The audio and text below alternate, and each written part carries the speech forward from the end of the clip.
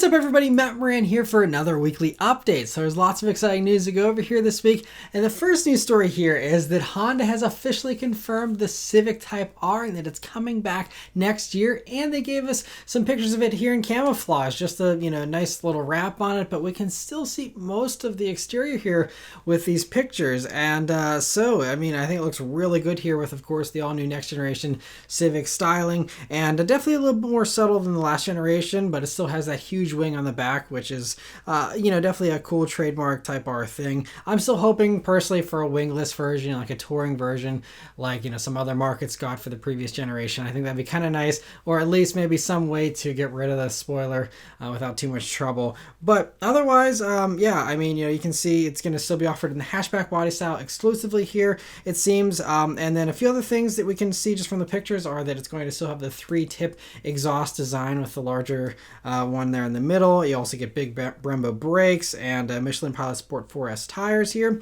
And right now the speculation points to the engine and the transmission being basically carryovers. Honda already did confirm it will come with a manual, so that is safe. And then, as far as the engine, it could get attuned for slightly more power than before, but I wouldn't expect any kind of wild changes here with this. Although for some reason, Car and Driver says that it's possible it could also be offered with a dual clutch transmission. Unless Honda's working on a new dual clutch automatic, I don't see where they would get a dual clutch from, and that'd be a very expensive thing to do for a very, low production, thing. Because I believe the SI, they said, is going to be manual only again. So it's not like they could even do it in the SI as well. So I don't think there's a dual clutch coming. I think it's going to be manual only. Not sure why Car and Driver is, thinking that's a possibility. But anyway, the full reveal is going to be happening sometime next year. And, I think it's going to be revealed. I don't know if it'll be a 2022 model year vehicle or 2023 by the time it arrives next year. We'll have to wait and see on all that. But anyway, interesting to, hear that. Hopefully, much sooner than that, we also get a full reveal here of the new Civic Si as well. But also, moving on to some Ford news here this week, they revealed 2 new special editions for the regular Mustang for the 2022 model year, which might possibly be the last model year here for this generation Mustang, although they haven't announced that yet or anything. But first up is this new Stealth Edition, which is a similar type of package to the Stealth Edition I just covered last week in the Expedition that they revealed. So here in the Mustang, it's only available on the EcoBoost, and it's an appearance package that gives you black accents, unique black wheels, the Performance Pack Level 1 spoiler, and the clear Euro taillights, which is a cool touch. The other package is going to be a revised California Special package that now gives you the Bullets grille along with the new GTCS badge there in it. They kind of redid the styling on the California Special design elements there. There's also new side stripes to go along with that. You get wheels from the Mach 1 and a rear deck lid with the new California Special badging there as well. You also still get side scoops on these. And it's also now able to be paired with the Performance package as well, which is a cool touch.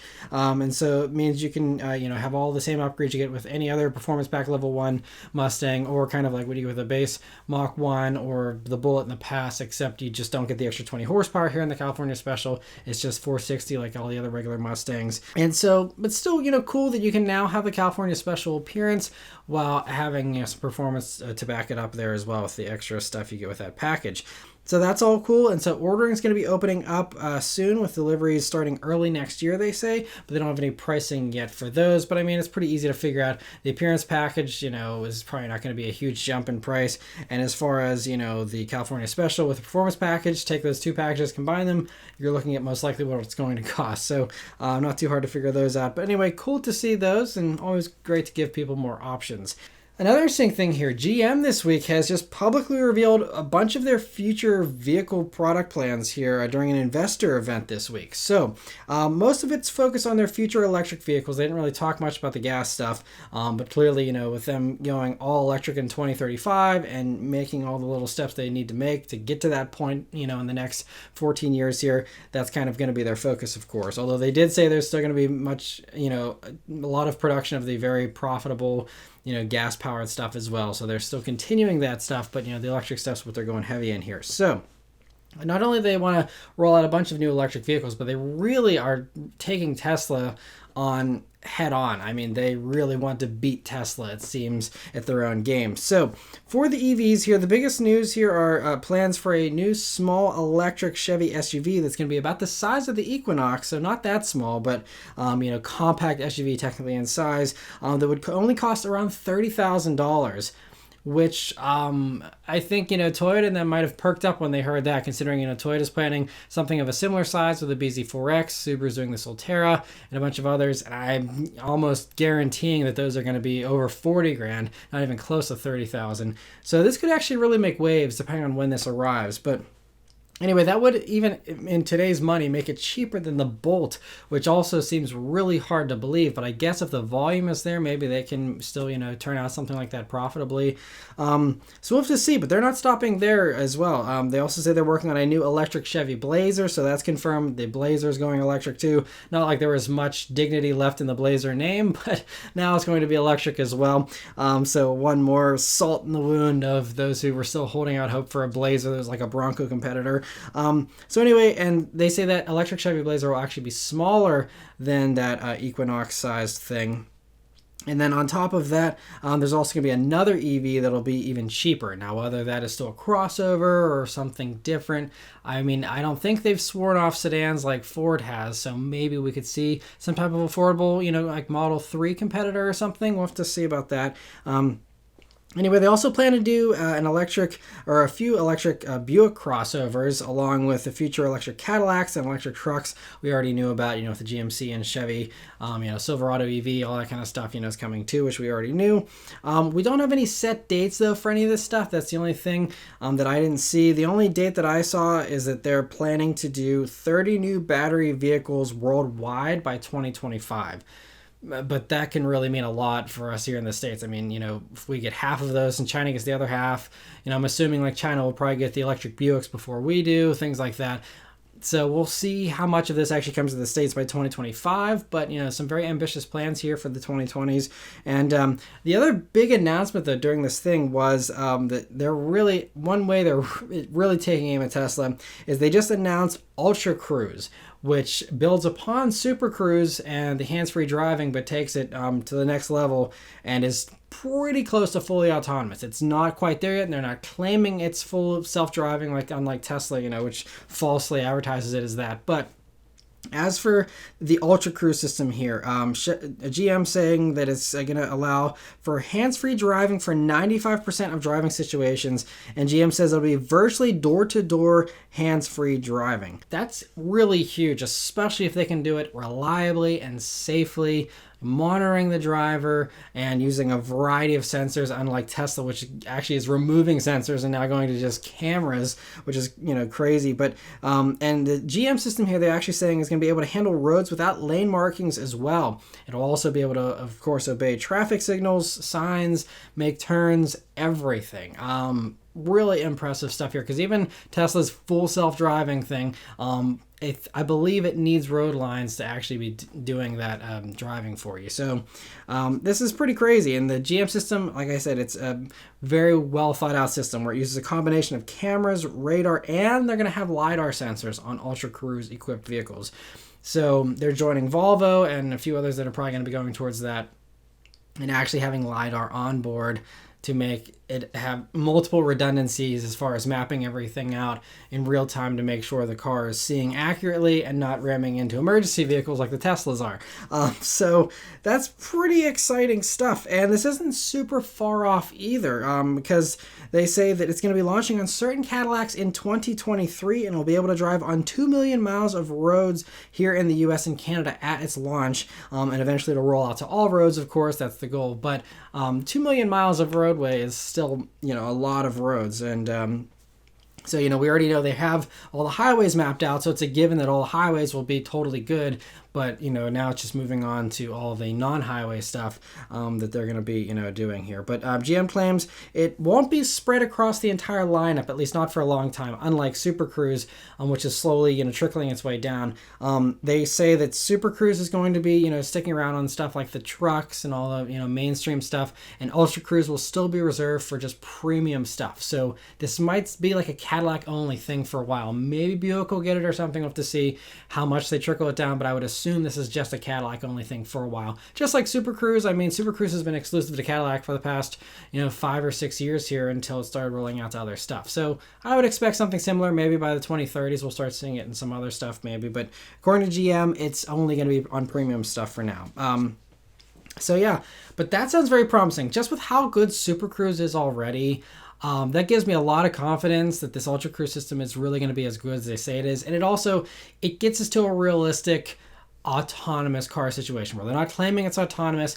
They're never going to claim here that this is probably fully autonomous. They say 95% of situations. And I think that's a realistic way to put this. There are still going to be times where you have to drive. You can't get rid of the steering wheel. You can't do all these, crazy pie in the sky ideas like everyone else is doing with their concept cars. It's like, look, we're always going to have a steering wheel here. You're going to have to step in every once in a while, 5% of the time or so. But realistically, these Ultra Cruise Cadillacs will be basically driving themselves a huge majority of the time, which is going to be very impressive. And, I think that's kind of a more realistic expectation than, all these stupid headlines and clickbait things saying, oh, everything's going to be totally driverless in 2025. Stuff is all full of crap. This is actually realistic and something that I trust will actually happen and be, a good system as well. So very exciting to see that. Honestly, I think that's kind of the most exciting news this week, even though I love driving and, all that. But I think for people who don't like driving or, just for boring drives, this is going to be the most amazing thing ever once this is, more widespread here. So awesome to see that. We also have some pretty exciting news here from Mazda this week. So they've officially announced their future plans here for a few models. And I kind of like this new openness with a couple of these car companies here. I love the openness with GM and now Mazda here, laying it out here for what to expect by 2023. So by 2023, they plan to release 3 new crossovers here in the States. There'll be 2 others overseas we're not going to be getting.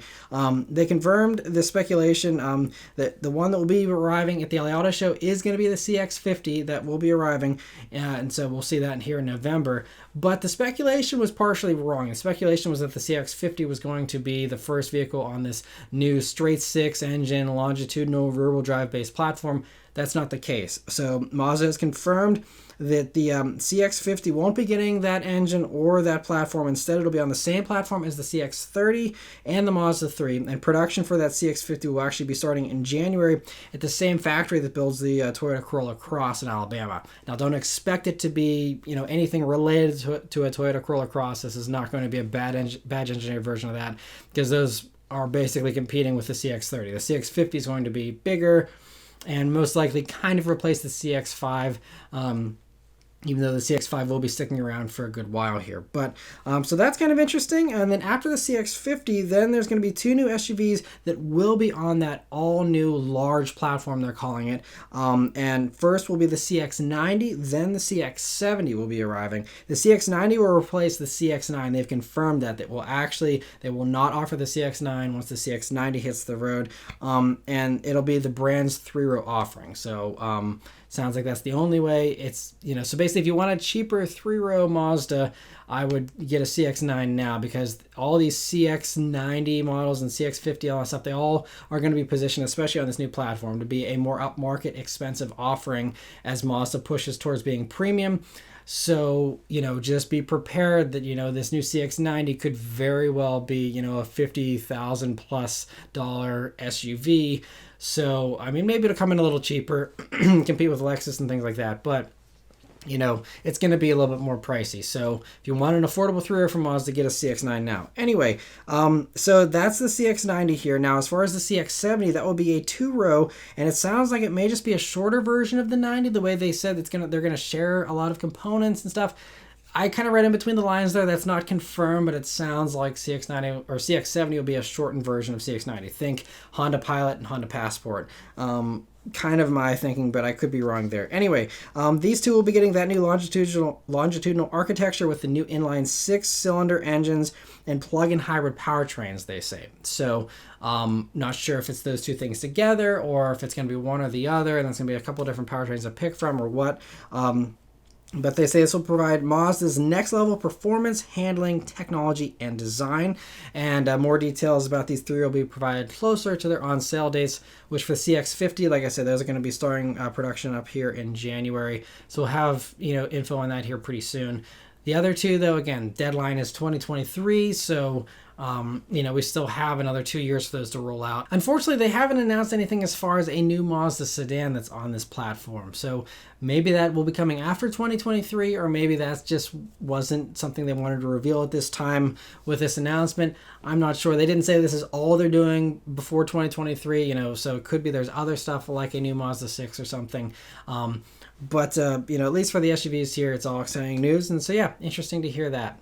And for some more good news, we now have pricing for the Lotus Emira, thanks to a Lotus Talk forum member that shared the letter that Lotus actually sent to reservation holders. And this letter details all the pricing for the US versions here. So the Emira is going to be starting for the base 4-cylinder turbo version, which uses the AMG 4-cylinder turbo that does 360 horsepower. That version is going to be starting at $75,000, $74,900 to be exact. Which 75,000 is not bad. I mean, yes, I know compared to like a C8 Corvette or something, it's not the best. But, as far as premium branded stuff, I think that's pretty good. And the top V6 First Edition, which again uses that Toyota V6 that's supercharged, the same thing you get in an Evora, that's going to be starting at $93,900, so $94,000, 400 horsepower there in that one. But that $94,000 is most likely the fully loaded for this First Edition. So, I'd say that you could even maxed out, these are going to be under $100,000, which is pretty good, again, considering, this is competing directly with a Porsche Cayman. Porsche Caymans, you can get up six figures for, well-spec'd Cayman. GT4s even higher than that. Even a GTS 4.0, can crack $100,000 pretty easily. So, I think this is kind of a value play with the Lotus here. And especially with that V6 version, you're running a Toyota V6 with a supercharger on it. I mean, and it's a manual transmission. And I believe they say it's still going to have hydraulic steering and stuff. So I don't know. I mean, if it were my money, Caymans are amazing. I've driven, the new GT4. It's fantastic. But this is something new and fresh and really appealing. And I think if you're someone who's kind of tired with the Caymans, looking for something a little bit different, this could be, a really cool option, and an option that kind of undercuts the Cayman in a lot of cases as well. And so, yeah, very exciting to see they priced that competitively and didn't go overboard with that. And so, yeah, great to see that. Speaking of the Porsche Cayman, though, we also have some news there. So Autocar has interviewed Porsche's CEO recently here about the Mission R concept car that I talked about several weeks ago that supposedly previews a next-generation electric Cayman.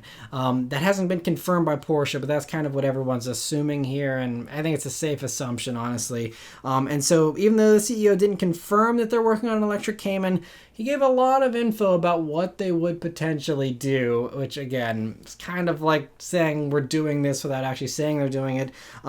So anyway, he did say as far as electrification for sports cars that when we electrify a model, we won't do a carryover of the combustion engine platform because there are too many compromises. When we were looking to future sports cars, we would develop its own platform but connected with some modules coming from other cars, but the platform will be unique. And that's exciting to hear. They're not going to just take a Taycan platform, hack it up, and, try and turn it into some type of sports car.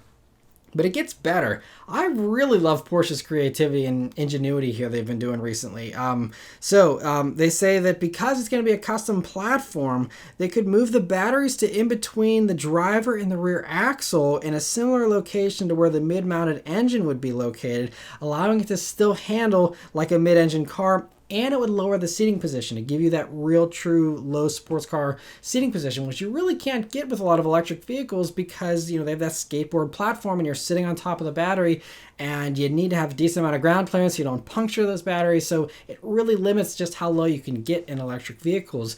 I mean, the Taycan, I haven't even sat in one, but it sounds like, that's a pretty low sporty seating position, but this will go one step further. And again, move those batteries to just being a stack, I guess, I'm sure it'd still be pretty low so you have a good center of gravity, but, having that stacked up there in a mid-engine kind of layout is really a cool idea. And this is something that no other electric car companies are really talking about. Everyone else with electric cars, they're just saying, oh, well, we'll just have a skateboard platform and we can just do Lego cars and pop all kinds of things on it. It's nice and cheap and easy. And it's like, yeah, that is cheaper and easier, but is it going to give you the best result? Porsche's always, I know I'm sounding like a Porsche salesman, but they're always, trying to push the envelope, and it seems like they're always going for perfection and, making things as best as they possibly can. Thankfully, they have a large budget that they can spend the money to do that kind of stuff. But I love this kind of thinking, and I really hope that other companies copy this, if, again, Porsche does in fact do this, but it sounds like, that's the case, that they're entertaining this idea and they're thinking about it that much. They also are saying that it's possible this platform, by the way, could eventually be shared with Audi and Lamborghini.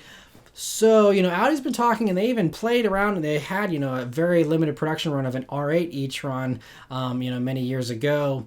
I think that if Porsche does do this, then I think it's almost guaranteed you will see an electric R8 with the same type of setup, having a mid-engine battery pack, and have that kind of be the new successor to the R8. Again, we're talking something probably at least 5 years away, but I would expect that. I mean, Lamborghini might have a little bit of a longer lifeline for its gas-powered stuff, but I think for the Audi they can be a little bit more eager to go into the electric stuff. So I think that would be my bet as far as that. But so I would bet on an R8 e-tron being the first thing to get this set up after the Porsches. But I think that I hope, getting back to what I was saying earlier, that other car companies kind of maybe follow this. For example, I know it's very expensive to do this, but maybe there could be a way to reconfigure, a Mustang. And if you want, a front engine driving dynamic, stack up some extra batteries in the front of that thing, and then you have kind of a similar handling dynamic. Yes, you could probably have a better handling vehicle by just having a flat skateboard platform, having the batteries spread out. But I really love this idea of playing with batteries and putting them different places to give you different handling feels so that everything just doesn't feel identical. Because that's kind of the worry with all these electric vehicles is they're all going to be on a skateboard platform. They're all going to have instant torque and be mostly silent, and there's not going to be much differentiation. But if you're like, the Porsche is the one that has the mid-engine battery pack, and you have, the 911 with maybe a rear-mounted battery pack, which might be terrible from a handling standpoint. But, just playing around with stuff like that, I think would be a really cool idea to just, make it so everything just isn't the same in, 10 or 20 years. But anyway, just, a little bit of a tangent there, but very exciting to hear that about the Porsche, and we'll see if they do decide to do that, but I think that they will, and be very exciting to see, follow that whole story. Also, for some other electric news here, we got some more details on the Genesis GV60 this week, including some specs for the Korean version, which should be pretty similar to the US version here. So I would bank on this being basically the same. It's kind of surprising. I think the most surprising part about these specs is that the top version, which is called a performance all-wheel drive version, was actually going to be slower than the Kia EV6 GT by a decent bit, and that's on the same platform. You would think that the Genesis would get the top stuff. Doesn't seem like that's the case. So the top all-wheel drive performance model of the GV60 will only be doing 429 horsepower and 446 pound-feet of torque. Now, yes, that's still a good amount of power, but compared to the Kia, that is a lot less. So, I mean, the Genesis, they're claiming a 4 seconds 0 to 62 time as well, and that's when it's in its boost mode, which kind of is like a launch mode kind of thing. But the EV6 GT from Kia does 577 horsepower on the same platform, along with an extra 100 pound-feet of torque over the Genesis 2. And it's also a half second quicker for the 0 to 60. So I get that the Genesis is more luxury focused, so maybe, they're not too worried about the Kia being faster, but It's a little bit surprising, honestly.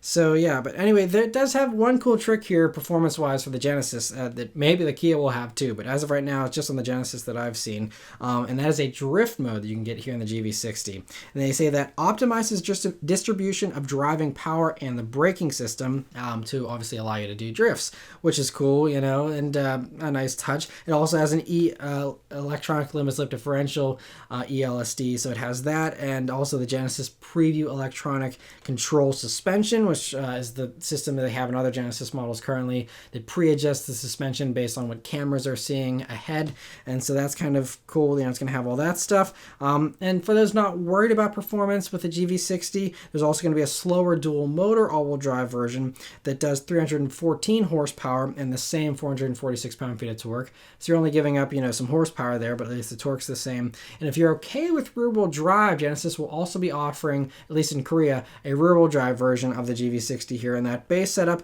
has a single electric motor, of course, for 225 horsepower and 258 pound-feet of torque. And one thing is all the trims are going to get the same battery pack. It's a 77.4 kilowatt hour battery that maxes out at 286 miles of range for the rear-wheel drive version. So all-wheel drive versions are going to be lower, and the performance version can be even lower yet. And that might be a little bit of a concern considering, you know, I mean, that's average as far as range goes, but it's not segment beating, and that's kind of the problem, you know, when you're going up against stuff like a Mach-E or something like that, which can do, you know, a couple dozen more miles of range. You know, that might put this at a little bit of a disadvantage. We'll have to see, you know, again, what the final EPA numbers are and stuff like that. But yeah, so there's no range estimates given for those all-wheel drive versions, but we just assume it's going to be a good bit lower than the rear-wheel drive one. And so yeah, but cool to have more information about the GV60, but unfortunately I still just can't get beyond the styling though. I just Genesis is so good with all their other designs, and then this thing just still looks kind of bad in my opinion. But anyway, interesting to hear all that. And the last news story here this week is about Lucid. So, you know, last week I mentioned how, you know, the Lucid Air is rolling off the production line now, and they're going to start delivering those here very soon. And so now their VP of Design is talking with Automotive News here this past week about their next model, which is an SUV called the Gravity. And I've covered this vehicle in the past. We've had a few teaser images and leaks and a few little tidbits of info, but nothing too much. And so now we have a little bit more info. So the designer revealed it'll be focused on being a city living SUV, and that it will have a strength and robustness to its design, and will still have respectable ground clearance, but that it won't be a rock crawler. So I think they're kind of taking aim at the Rivian with that and saying, you know, it's probably not going to do as well off-road as the Rivian, but it's going to make up for it by apparently being very luxurious and also very impressive from a performance standpoint, at least on-road performance. So they suggested it could be even more upscale than the Air, which in its top version is 170 grand. So this thing could be even beyond that. And when you're going over 170, I mean, that puts this as kind of like an electric competitor to a Bentley Bentayga. So they got their work cut out for them, but at least as far as horsepower is concerned, they got it covered, because it's going to be worth the price, it sounds like. And the power output's going to range for the mid-range dual motor version. It'll do 1,080 horsepower, same thing as the Air. And then the top tri-motor version, again, also like the Air, will do 1,300 horsepower. That'll blow the doors off any Bentayga. So we'll just see, you know, if they can up the luxury game there to, you know, rival the Bentayga. And other competitors like that. But pretty impressive, you know, you can have 1,300 horsepower and an SUV. I mean, man, times are crazy. I know, yeah, electric stuff isn't the most exciting to most people, but these numbers are bonkers. Talking about a 1,300 horsepower luxury SUV, it really feels like we are living in the future when I'm talking about stuff like that. They also say, by the way, this thing's going to have over 400 miles of range, because they say it's going to be a family workhorse in a lot of cases, so they need to have, you know, a good amount of range and stuff. And so, yeah, they also did mention that after the Gravity, Lucid's going to be introducing a new platform for more affordable vehicles. So it sounds like they're not going to be only doing high-end stuff forever. They will kind of try and compete with Tesla with the more affordable stuff as well, which is good, because it sounds like they have some really impressive electric motor technology, and if they can kind of bring that stuff down and make it less high-end, you know, it could really be a strong competitor to the other Teslas as well. And so yeah, very exciting to hear all that. But yes, that's all the news this week, guys. Let me know your thoughts on all this stuff in the comments below. Thank you guys very much for watching, and I'll see you on the next one. Take care.